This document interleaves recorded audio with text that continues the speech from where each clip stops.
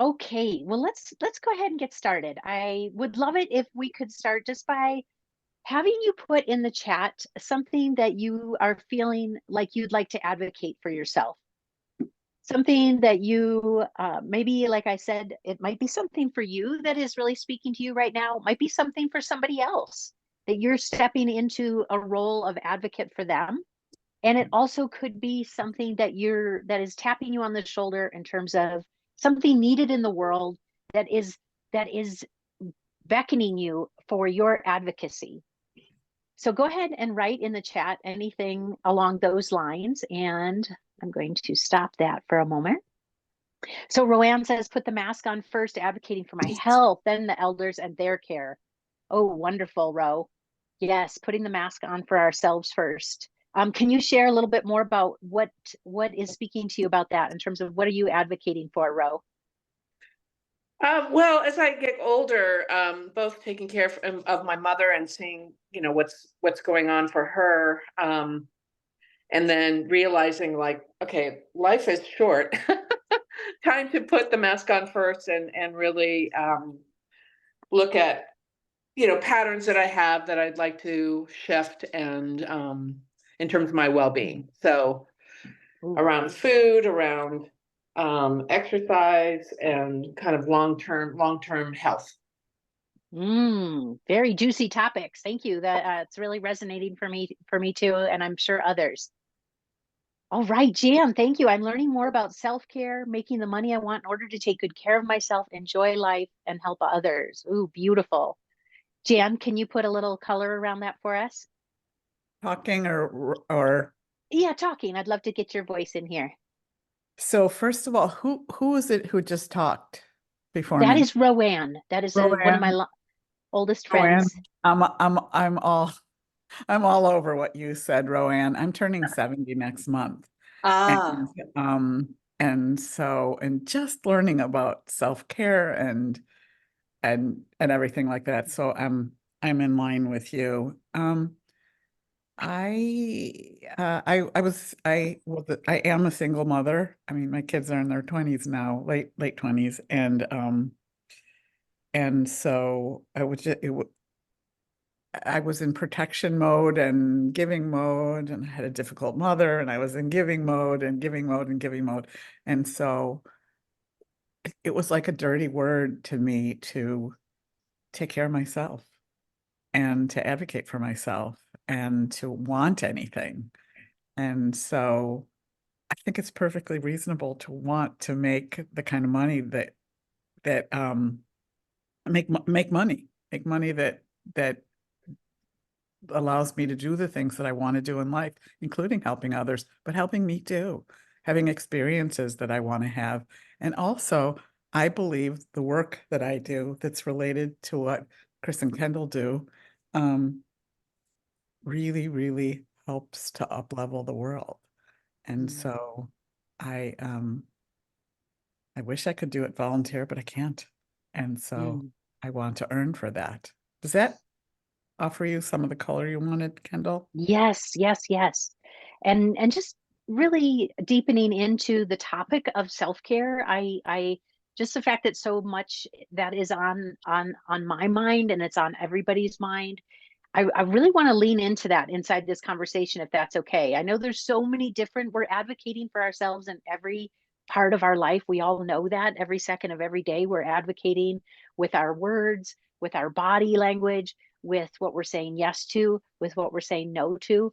And I love the conversation right now around midlife in particular and how we can advocate for ourselves at midlife and beyond. I'm just saying midlife is really, I'm going to say anything over 40 anymore, because who knows how long life is going to be for anybody. Right. We don't know.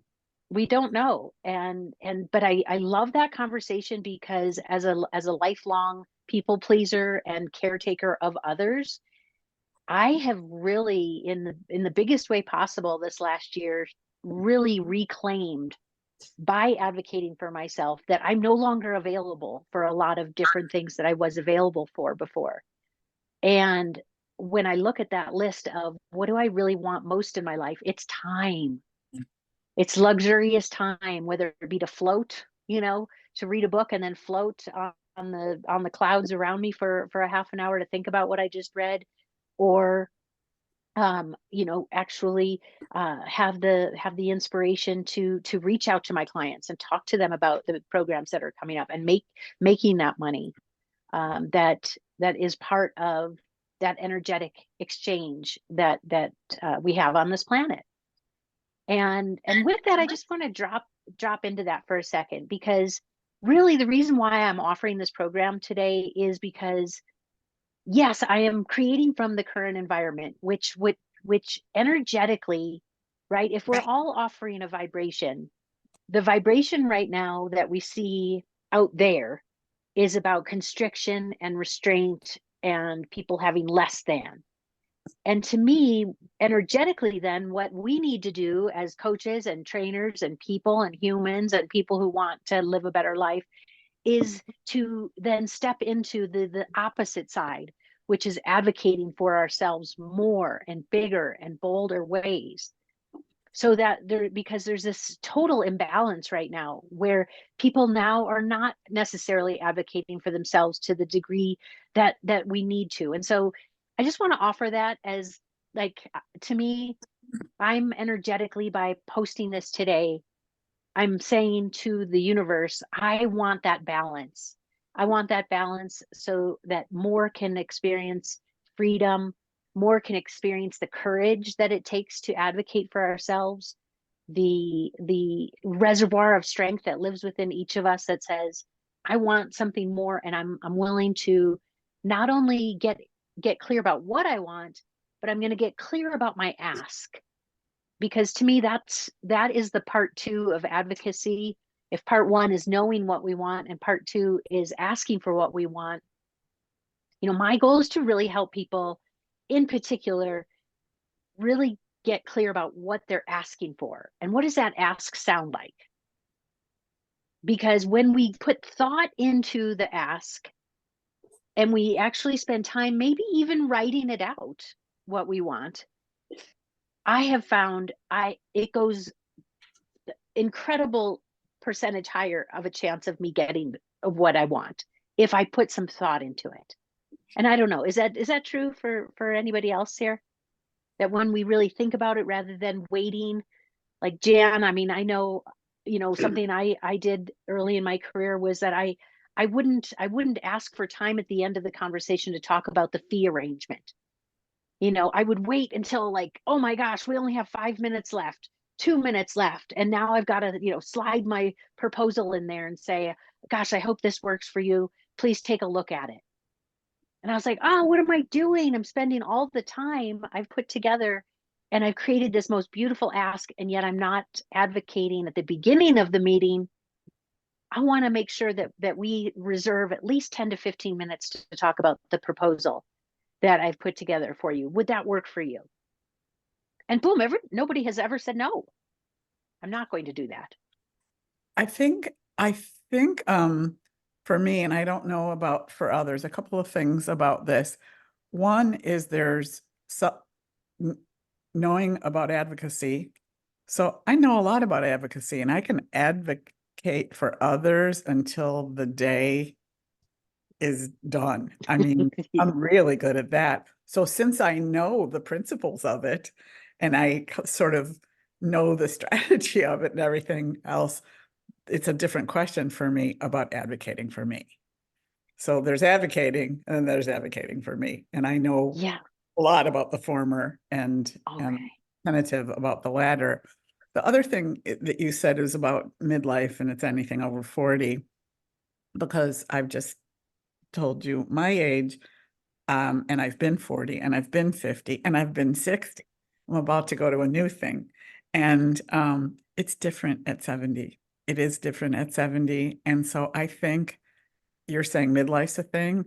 I think third act is a thing also. And I don't think it gets talked about enough. And even though I'm a communication specialist, I want to fold this in because I think where my age is a thing, 70 and over or 60 and over even. And it's different. Love that. I've been at both. I know it's different. Yeah, so keeping the topic, because again, I know this topic can go into every area of life and I could do one on each one, but I really want to focus on the one that is speaking to me the most, which is around self-care and around really putting ourselves first. Mm. And I got clear even last week on what are the things that are in my way that are stopping me from having more time to myself, more self-care, and that means more time to cook the vegetarian foods because I'm doing 30 days vegetarian right now, and so I know that requires more planning and Mm. more time. And so and then the exercise piece, which is like one of these relationships that is something that is a little more complicated because it doesn't feel as good, to get started, right? Working out, it's like a lot of it is like 90% of it for me is just getting the clothes on to go to the gym or go for that walk. And so, but I can't do that if I have overpromised my time to other people, Mhm. or if I'm spending time scrolling on social media, which gives me no value in either of those two categories. Me eating my best, food is my best medicine, doesn't help me there unless I'm on it for recipes, which I do love to do. Then also the and then the working out piece. And so knowing that those two aspects are two of the hardest things for us to do for ourselves, right? There's so many things that kind of bleed into our schedule and into our life that say, haha, this is something else that's more important. I'm going to take you over here onto this thing. Wondering like what kinds of things are you advocating for with yourselves that is allowing you for that health balance that we so not only do we want it at midlife, but we need it. We can't be in denial with ourselves the importance of movement, standing, the diet that we're eating. All of these things become really, really magnetized in midlife, how important these are. And so any ahas that you've had and any kind of courageous moves that you've had to really move yourself. Yeah, Chris. This, first off, I'm glad that you've named this advocacy, because that word has never been in my vocabulary. And like I'm hearing and reading also from Larah, I think it Larah. is. Yeah. Yeah. Um, I've been a people pleaser. I have been able to help anybody and everybody do all of these things for themselves. And I always make everybody else the number one priority. So when you started naming this, I've started to think, okay, how do I advocate for myself? And at first, it seemed daunting because, whoa, how do I ask for all of these things?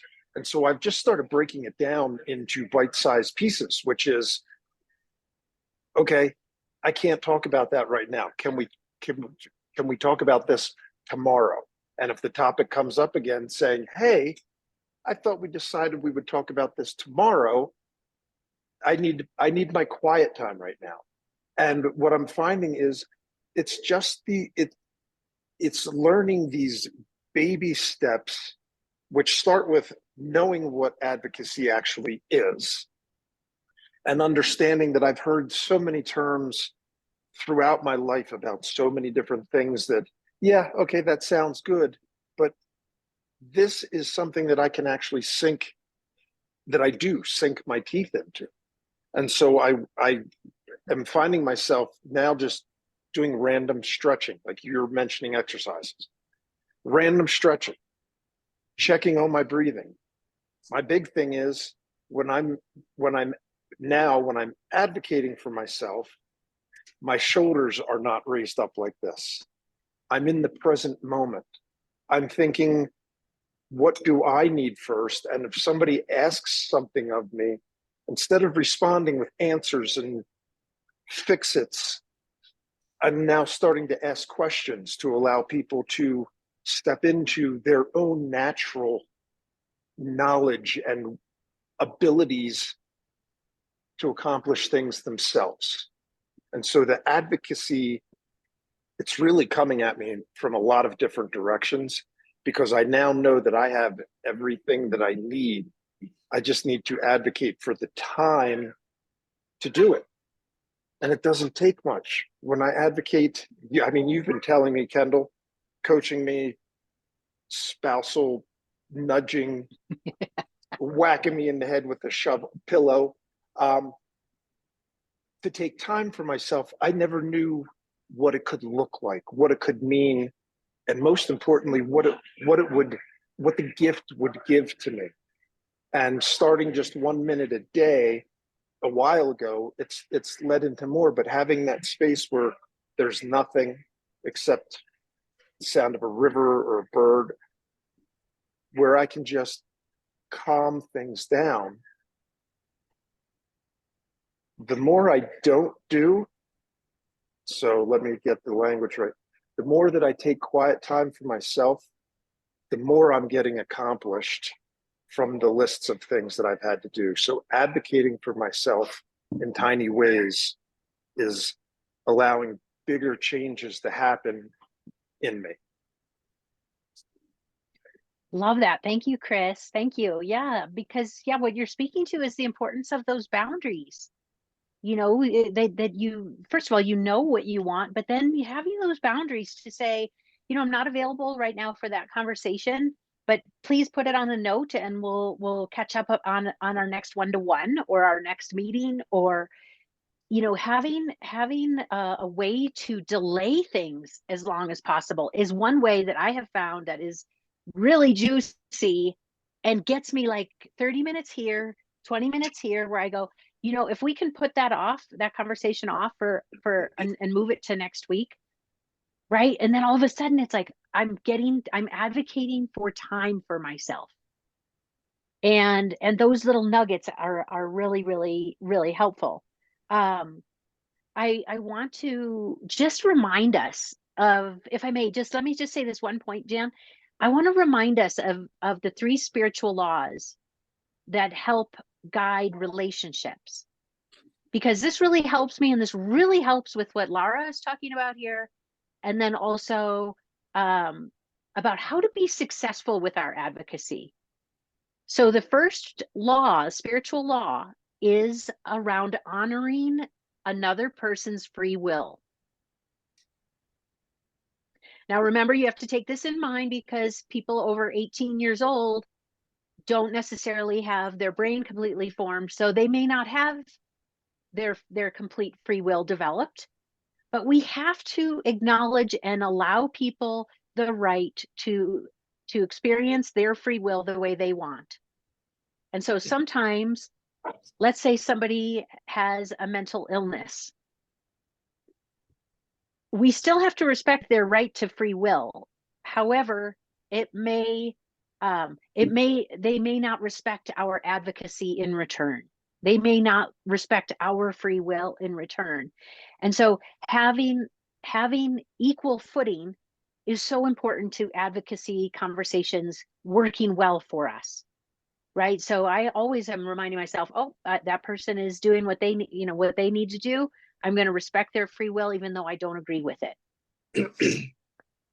The second law is that we have positive regard for the other person. So if we do not have positive regard for the person, the advocacy conversation probably not going to go so well. And it goes both ways. If we don't have positive regard for them, or if they don't have positive regard for us, just know that it's going to make the conversation more difficult.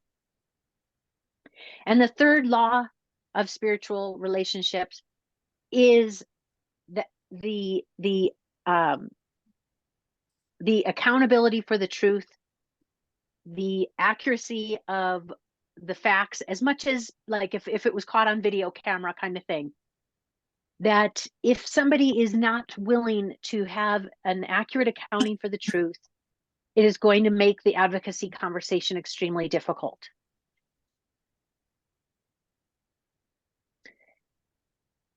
So those three things have helped me enormously with my advocacy conversations.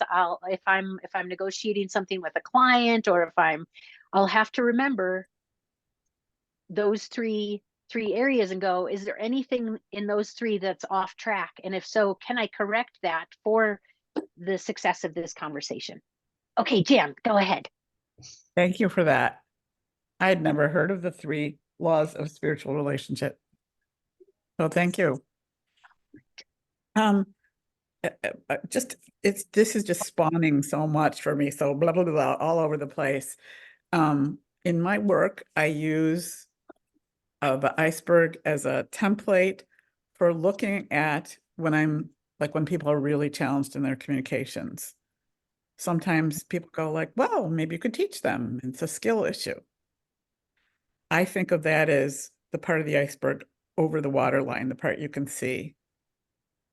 The captain of the Titanic saw the iceberg, steered around it. It's the part you can see, skill. But that's never everything, I think.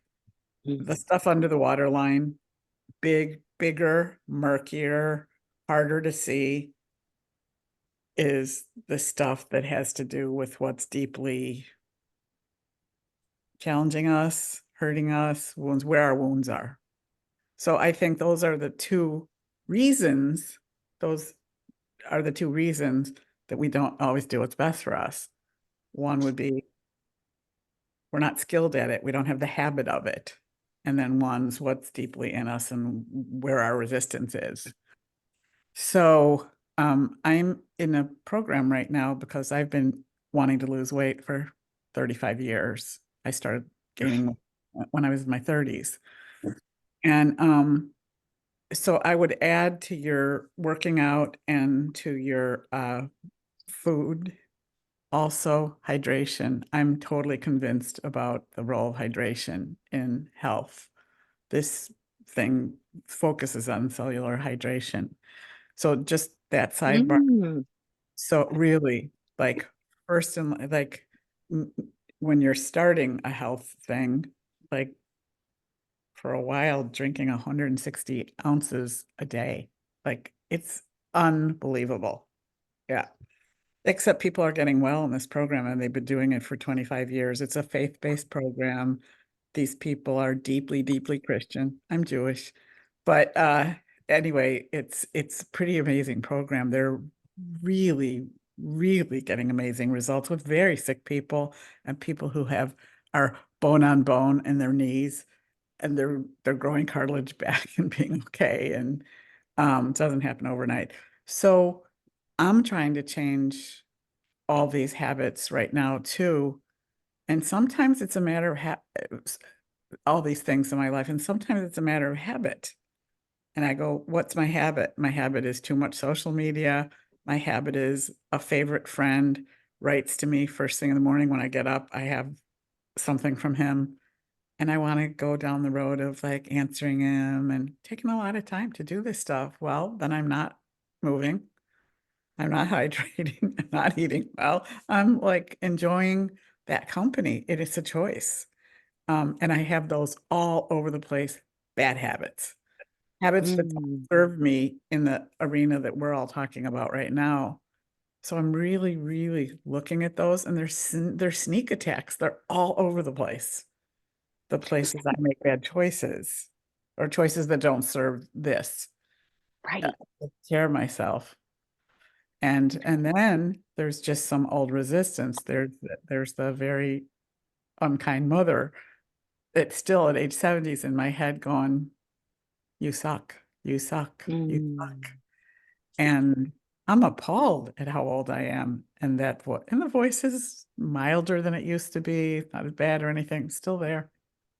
And I'm still not caring enough about myself to go, no, I don't. No, I don't suck. And I do this for me. And sometimes it's just like, it seems so benign to be just interacting in a fun way with a friend. That doesn't seem like it's bad for you. Well, if the day's a certain amount of hours a day, it's not I'm not doing the things that I need to do to have what I'm telling you I want to have.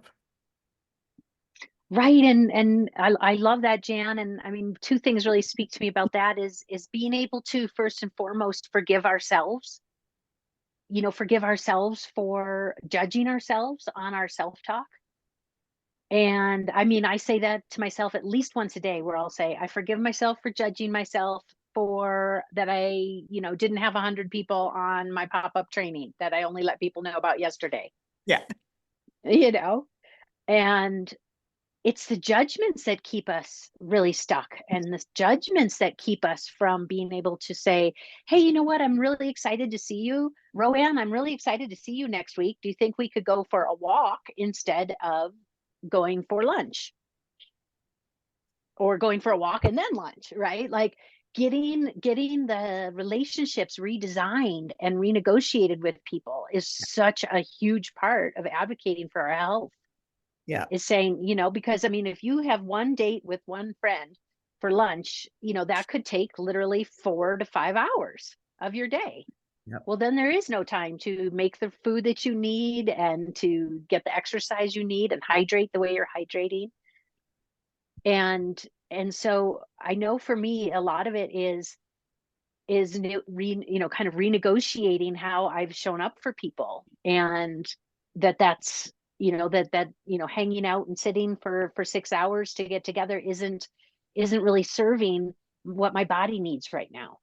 Right. It's serving a friendship need, an intimacy need, other Yes. kinds of need, but not this particular thing that you're very, and I am as well, very concerned about right now. And thinking of new ways, et cetera, et cetera. And just, yeah, renegotiate. I could tell my friend, like, I love your morning stuff. I'm going to be responding at night when I'm kind of tired, but I easily can respond to you rather than at my most robust times of day when I can be working out, chopping my vegetables, all that kind of stuff. Yeah. And maybe that means redesigning or redefining what relationships mean. Yeah. And the reality is, you guys all know, because we're all taking care of elders, we're taking care of ourselves as we become elders, and nobody's really there except yourself at the end. And like, I mean, the person who really shows up for you is yourself. And so starting that, I know that sounds like, of course, duh, we all know that, but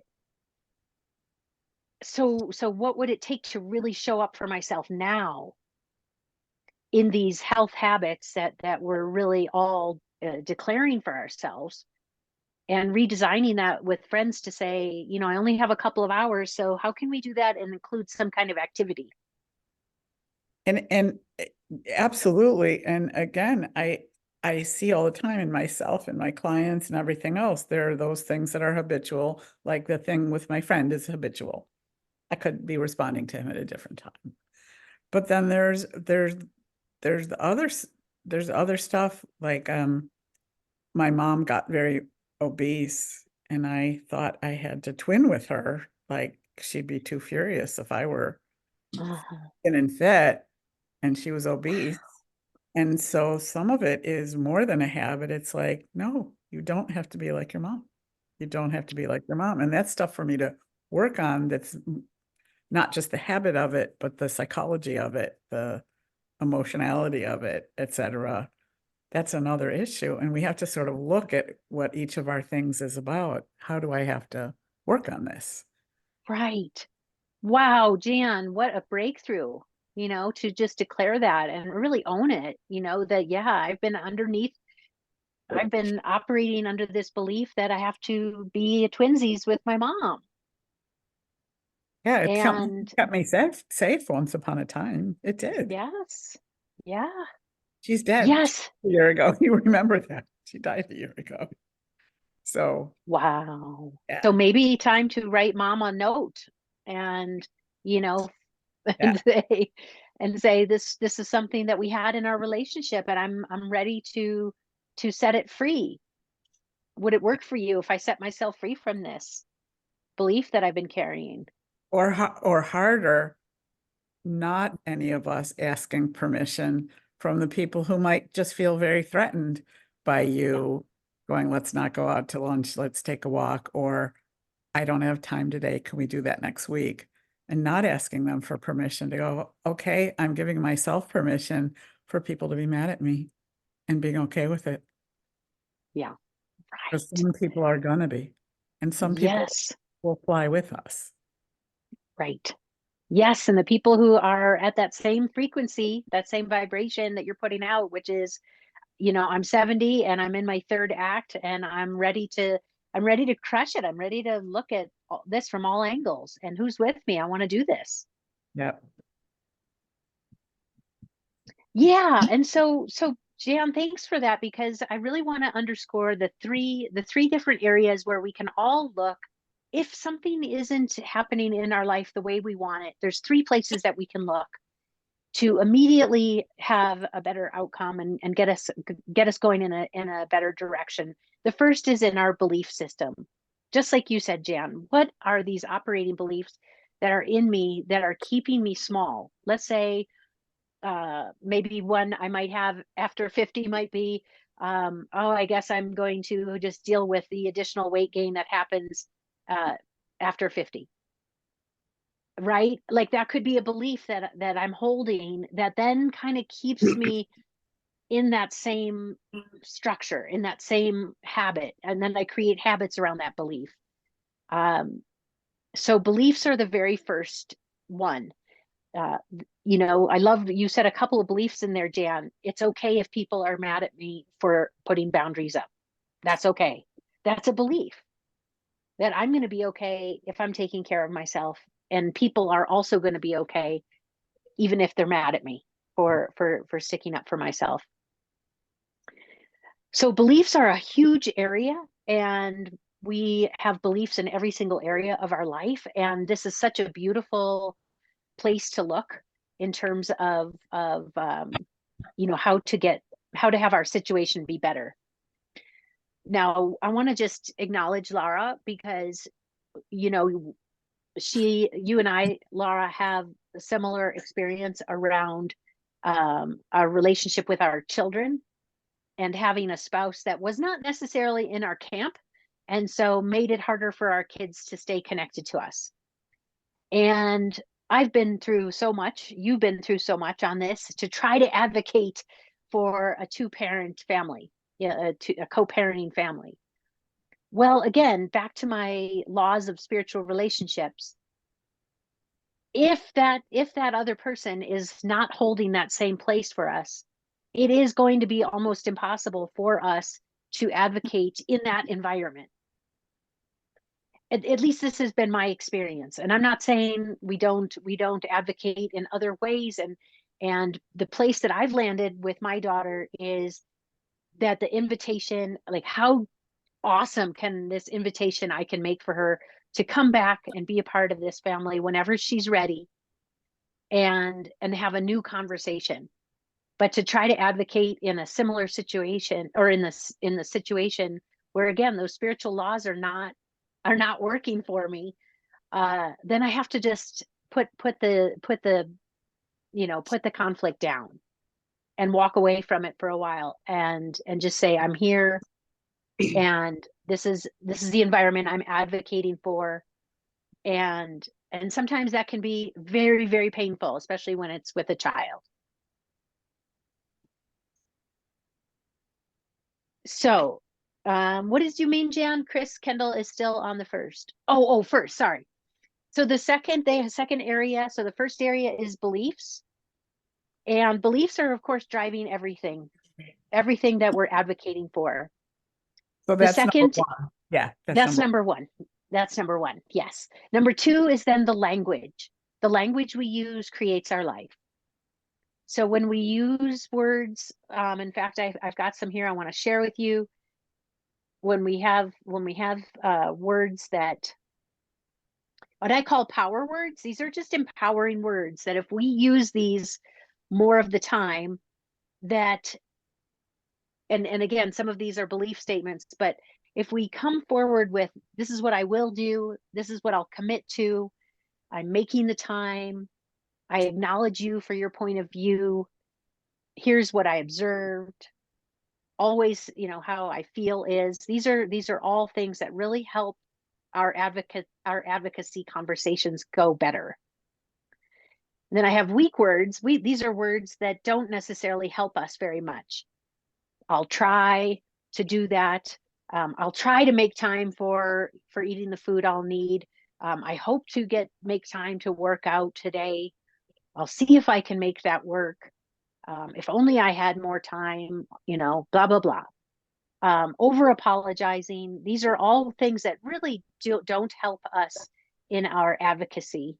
And oops, let me just get back here on Zoom. Let me stop the share. There we go. Sorry about that. So, and I can absolutely send you the slides that I created for today, but I really love seeing everybody's face. So I'm gonna just stick with this. So beliefs are the first, second is language, and then the third is the actions that we're taking. So a lot of times, and this is happening with so many of, this is happening with myself, this is happening with my clients, is that we say what we want, and we usually tell like ourselves, or we share it with our best friend or our partner. This is what I really want to have happen. But then we don't take any action. We don't allow, you know, we don't schedule any time for any action to take place for us to actually do that. So for example, one of the things that I'm declaring in my business is having 10 renewable energy clients by the end of this month. Now, you may say whatever about that, but that is what my declaration is. But if I don't have any time in my calendar where I'm reaching out specifically to those people saying, we have openings to work with your teams, then guess what? They're never going to know about it. And I've had 4 people in one of our clients with big teams who are ready to book us say, we haven't heard about you. Why haven't we heard about you? Right here. Because I haven't been very good at promoting our programs. I've been like, well, people love it. They'll find me. Okay.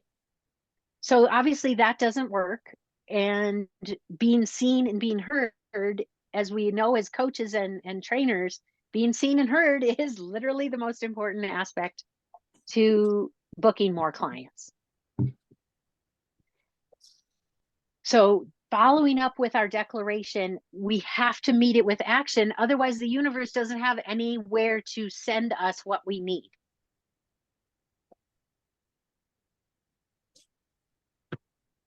Karen, I'd love to hear from you. Thank you so much for joining us.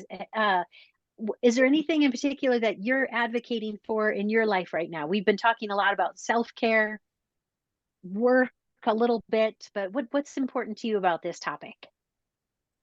Yeah, thank you, Kendall, and lovely to see you and others who I've met before. Hey, Karen. So, hi there, Jan. So, I think for me, a lot is related. I could very much connect to what you were talking about when I joined, with various members of the family who may have other needs, and then taking care of my own. Is something which is absolutely on point for me.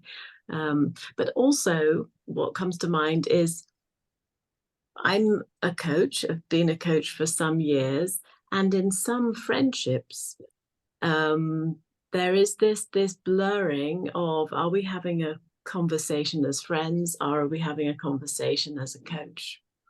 And creating a line there, because if I'm coaching people all week, I don't want to be spending evenings and private time also doing that, unofficially, informally, or however. And that's something I need to manage myself, of course.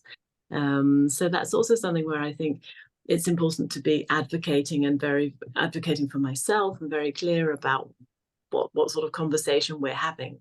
And I think when people that you're close to need help and you're a coach, then that's an additional challenge then, not to step into the sort of stuff that you do day to day. and to stay there as the friend rather than as the person who gets really curious and just has this focus on the person then.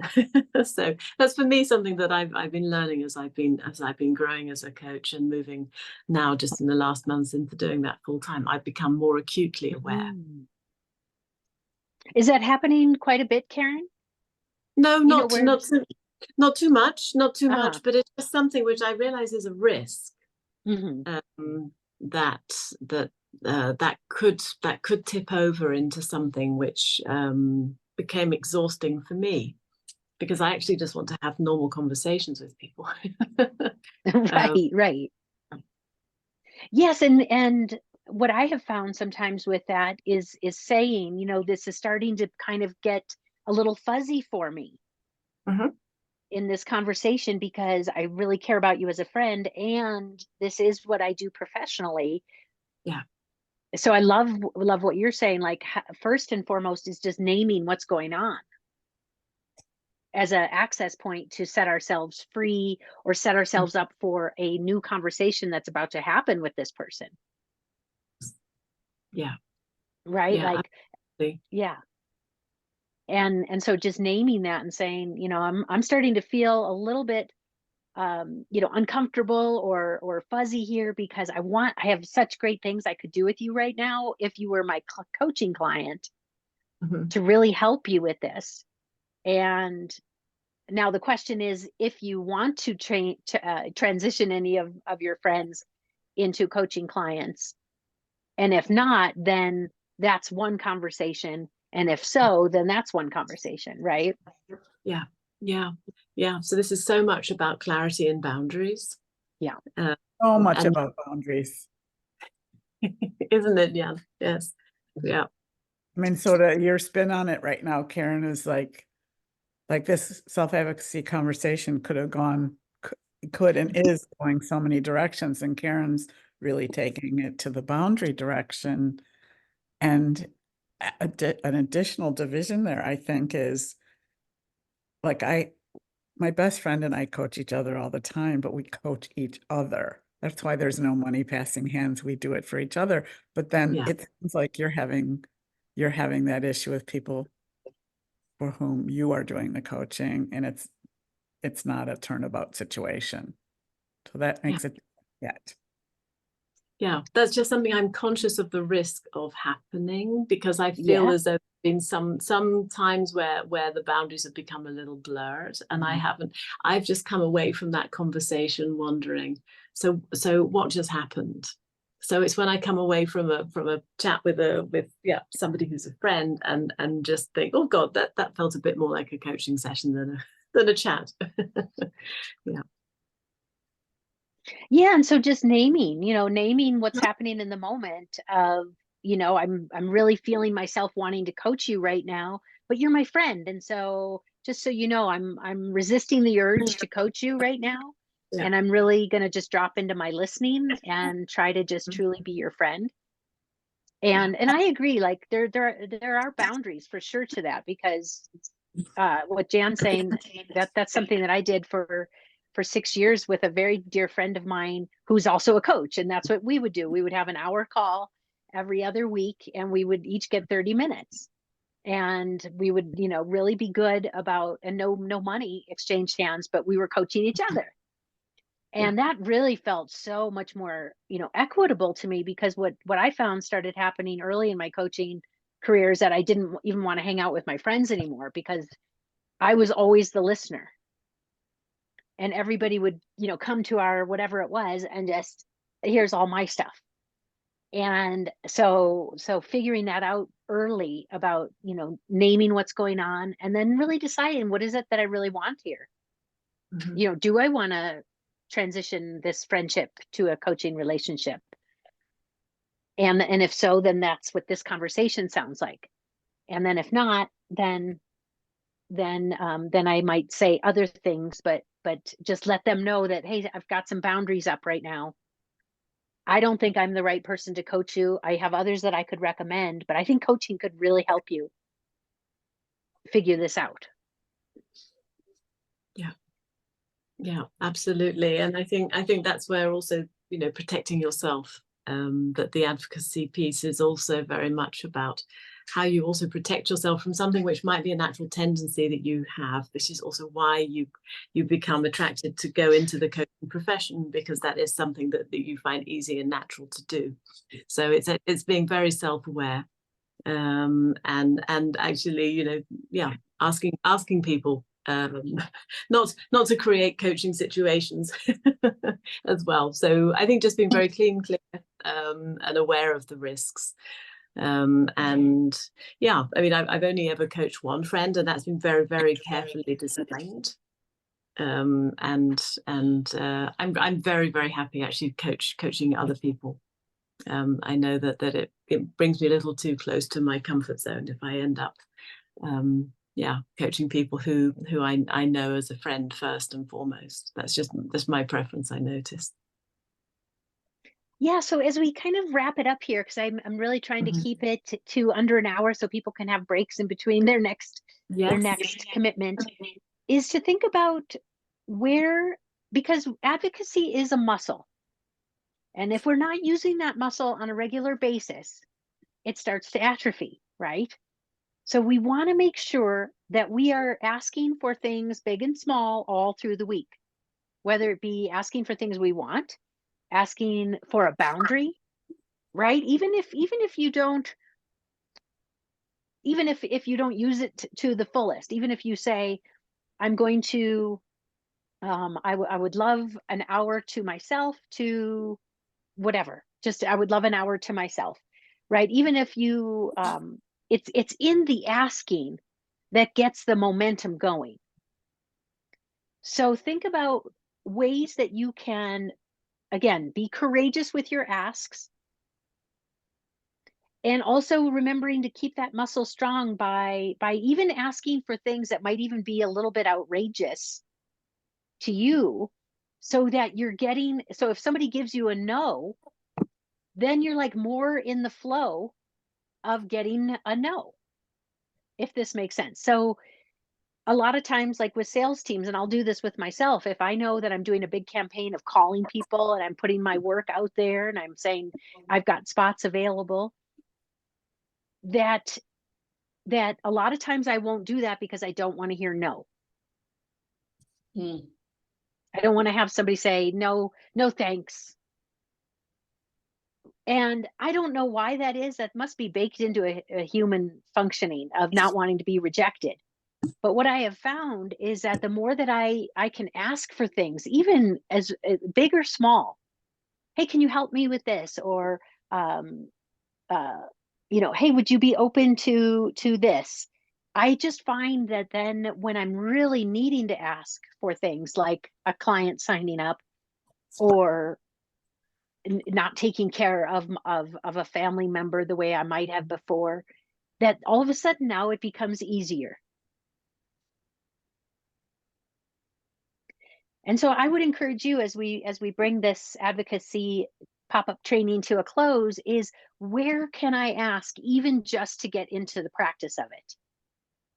Where can I ask for Talking about things? asking others at this point, not asking yourself. Asking others.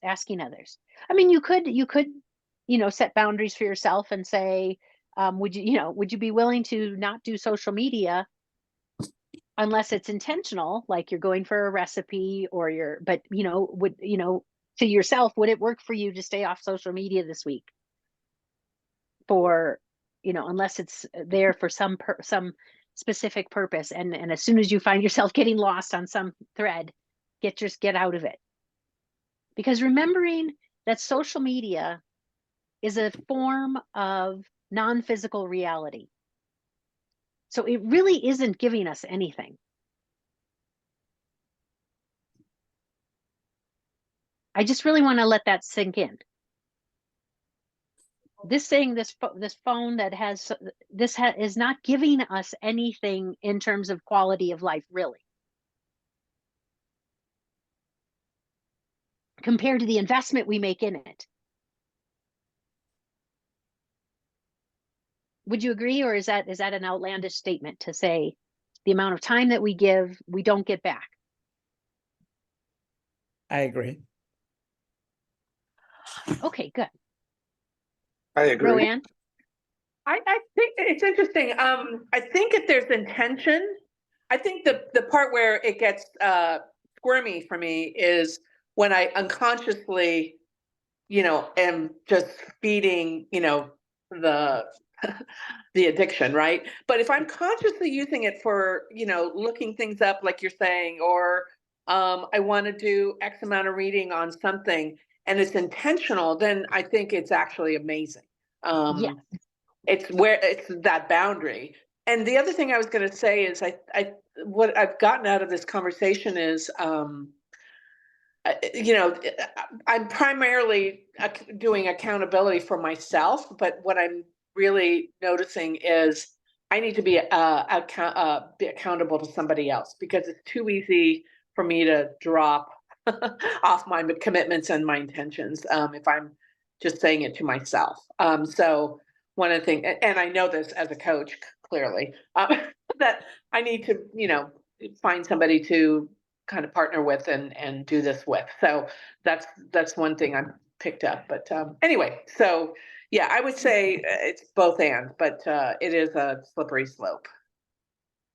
Yes, thank you for that. And absolutely, like when we're using things consciously, a book or a master class or a podcast, absolutely, we're intentionally showing up for that level of engagement. And I'm really calling myself out when I'm doing I just I'm not doing anything, so I'll just go on Instagram or on, Facebook or Threads or something, or even just the amount of, if I put something up in particular that I'm hoping to engage people, and if it doesn't work right away, then I've decided that the whole thing is no good. Right? Like the whole idea Right. isn't worthy.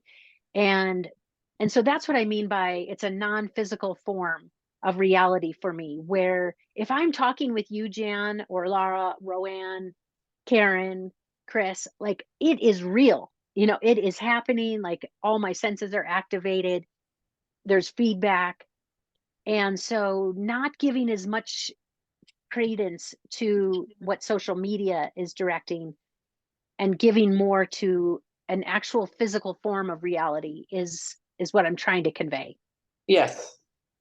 Okay, awesome. Well, for example, if I didn't do social media, I wouldn't know that this was happening today. So That's right. I'm going to Yes. go to social media, my friend, because I want to see more of you. But the reality is, it can be used, I think, in a positive form. Yeah. Yes, and that's all I'm saying is Yeah. keeping it on that side Yeah. of the continuum, so that we can use social media to further our income. I mean, further our momentum and our income. Oh, I think there's truth there. Yeah. But as Rick Tamlin, our one of our all of our favorite coaches, lets me know, just don't double check on, don't check on social media. Like if you're putting something out there, let it stand. It's energetically putting a stand out there of this is what I want to be talking about. And I love that, because I'm the person who posts something and then 10 minutes later I'm checking on it. Right. And Okay, got it. so the whole thing about, make a stand for what you want to advocate for, and then let the universe do its thing, because we don't know if we're putting something out there where energetically it's reaching. And it's not our job to be spying on that. Right. So, okay, well, I hope this was helpful. I have more, obviously, tons more to talk about in terms of the actual, what does the advocacy conversation sound like when we are advocating for others? So keep an eye out for other programs. I'm going to be doing this.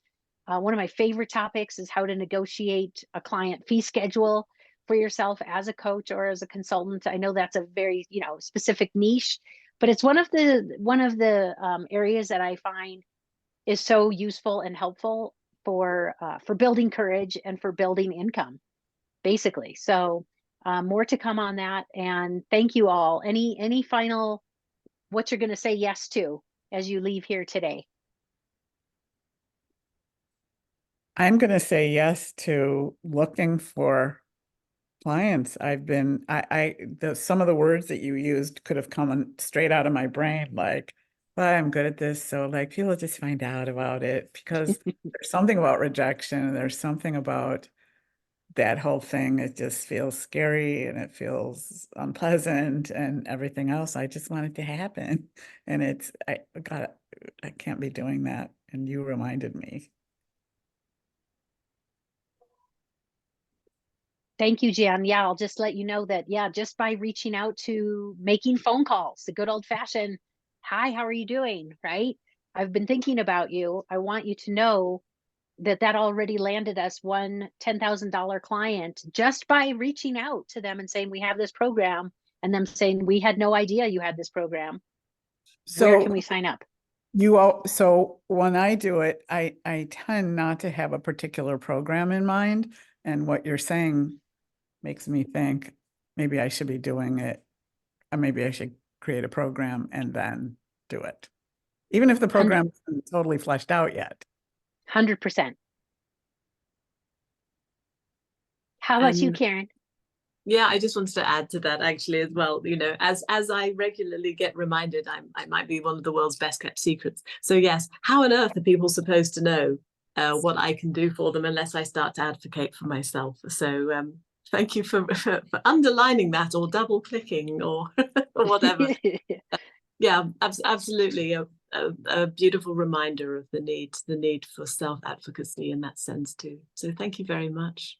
Oh, you're so welcome. I'm so glad you came. And yes, please look for that if that would be of interest, to just get a little bit of some thought partnership going on how we can best not only serve our clients, but make the money we need so that we have the time that we all say we want to take care of ourselves. And Larah, love to hear from you, hun. I was thinking about how we have expectations of others, especially as communications professionals. And it's almost funny that we choose often not to keep our word with ourselves. So perhaps honoring my thought and deed with myself, and advocating moving forward in a more definite way. Obviously, I've got a lot going on in front of me. I pulled over, but it's really interesting. And those 3 laws were really beautiful. I will certainly give more time to those. And I really appreciate the time that you spent here today. It was really lovely. So thank you very, very much. Thank you, Larah. Oh my gosh, it's truly wonderful to see you and feel you and hear you. So look for more. I'm thinking maybe I'll do a whole program on those 3 laws of spiritual relationships, because it helped me through the roughest time of my life. Yes. Well, the 3 other laws were great too. The belief, language, and action ones. Yeah. Great too. I know those are what I like about both of them is that it kind of helps you realize when to let go of a relationship or with somebody that you're trying to advocate who has no interest in advocating with you. Right. I couldn't make it more clear. So those 3 spiritual laws, it's like, oh, why am I here? I'm off on 2 of these. Why am I here when I know this probably isn't going to end well? And so those 3 laws really help me know what rooms I should be in and which ones I should definitely stay out of.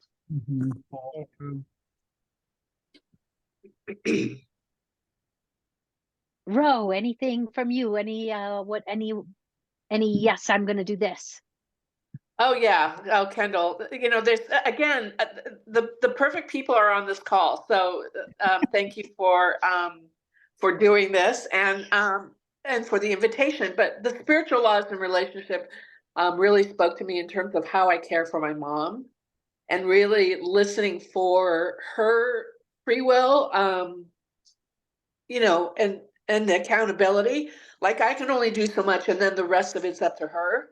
And that, you know, I don't need to put on my beliefs onto her, my way she should do the rest of her life onto her. It's more, you know, allowing for her to have her life be what it is or what it isn't. So, and that will free up my time to do stuff for myself. So it's really interesting. So that was just really like was a big aha for me. Yeah. And then, Oh, thank you. yeah, and then I definitely wrote down the kinds of things that are taking me away from my self-advocacy. And I've posted them on my computer screen here. So will be Ooh, daily good. reminders of like we're not doing this anymore. Yeah. Whoa, I really feel the conviction and the Yeah. commitment in your voice. Yes. And you know, it's interesting. I also wrote down positively the acts that I've actually advocacy that I have done for myself, and I wasn't counting those things. You know, I signed up for an exercise program that was free through my insurance, a stretching program. I'm going and getting stretched twice a week. Pilates class that's free. I added, thanks, Jen, I added hydration into that. It's like, those are things that I'm doing for myself. And I'm actually saying, okay, well, I'm actually moving the dial. Like, and then I bought a cookbook online from this woman who's doing European cooking. And I'm just going to go from page 1 to page 100 and cook each of those meals. And they're all mostly veggie based, and there's just a little bit of fish and chicken. So it's just like, and that's my love language is that. So, and then I'll be feeding my mom that kind of food too, you know? So anyway, it's so much richness, of course, Kendall Colman, that I got from this 45 minutes with you. So love you. Sorry I didn't come on screen. You wouldn't want to see what's going on this side of the screen, but you can just imagine. I would love to know the name of that cookbook. Oh, I'll go get it. Yeah. And if anybody's interested in this whole hydration, cellular hydration idea, John and Chelsea Jubilee are their name. I wonder if that's their real name. John and Chelsea Jubilee. They've got a gazillion YouTubes and they'll probably talk about it. They've been in business for 25 years and people are getting so well. It's like unbelievable. And if you even go on Better Business Bureau or Trustpilot, fantastic reviews on those serious places, not just a bunch of friends, you know, saying, oh yeah, they're great. We love them. So I think that hydration piece is interesting for all of us who are looking at our food and our movement. Okay, Thank so it's you. Veronica Miles, Miles, and it's called the Mediterranean Refresh. And the great thing is it's fresh prepping for clean eating. And it's, I mean, each of the pages everything looks delicious. But, you know, cooking is my food, you know, my love language. And so Yeah. it just looks easy, but, you know, doable. But, you know, it's just, so like I said, I'm going to just go from page 100 to, oh, there's actually 200 pages. So there you go. So another one who's great online is her company's called Downshiftology. Weird name. Her recipes are really good and they're really healthy. Yeah. Not necessarily vegetarian, Kendall, but she has many vegetarian ones and she's health oriented. Downshiftology. Delicious stuff.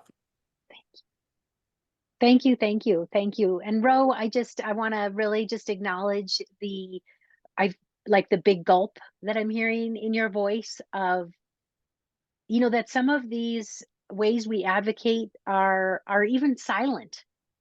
Like that we don't even need to announce that we're doing it differently. We can just do it differently. And I don't know if you said that, but that's what I felt from what you said, is that just by making little tweaks, that your mom may not even be aware of these tweaks, but that they're going to create big results for you, is what I heard. Yes, absolutely. And thank you for the acknowledgement of the goal. Yeah.